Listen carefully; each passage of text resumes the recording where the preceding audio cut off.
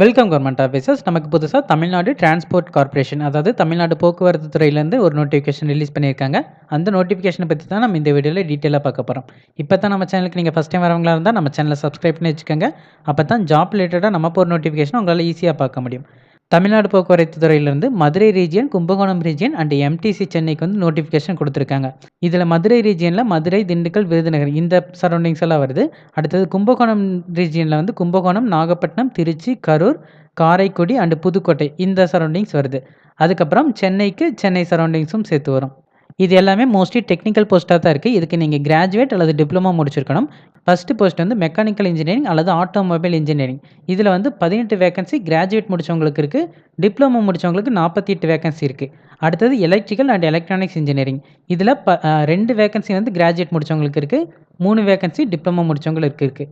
இது மதுரை ரீஜியன். இந்த மதுரை ரீஜியனில் மட்டும் கிராஜுவேட் முடித்தவங்களுக்கு 20 வேகன்சியும், டிப்ளமோ முடித்தவங்களுக்கு 51 வேகன்சியும் இருக்குது.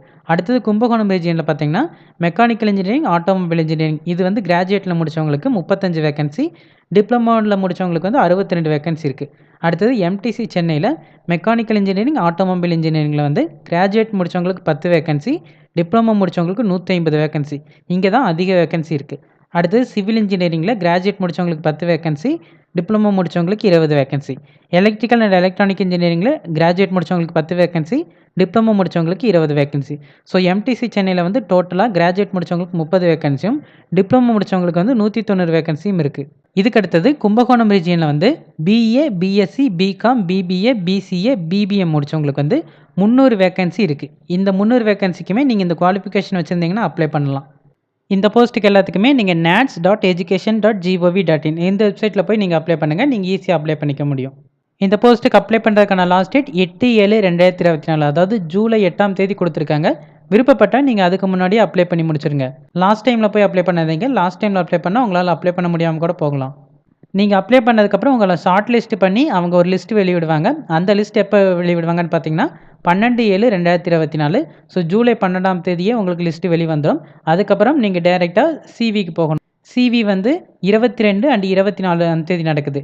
ஜூலை 22ஆம் தேதியும் ஜூலை 24ஆம் தேதியும் இது டென்டேட்டிவாக தான் கொடுத்துருக்காங்க. மேபி இது சேஞ்ச் ஆகிறதுக்கும் வாய்ப்பு இருக்குது. சிவி திருச்சியில் தான் நடக்குது. வேறு எந்த சென்டருமே அவங்க கொடுக்கல. இந்த போஸ்ட்டுக்கு அப்ளை பண்ணுறவங்களுக்கு கிராஜுவேட் முடிச்சிருந்தா 9,000 ஸ்டார்டிங் சேலரி இருக்கும்.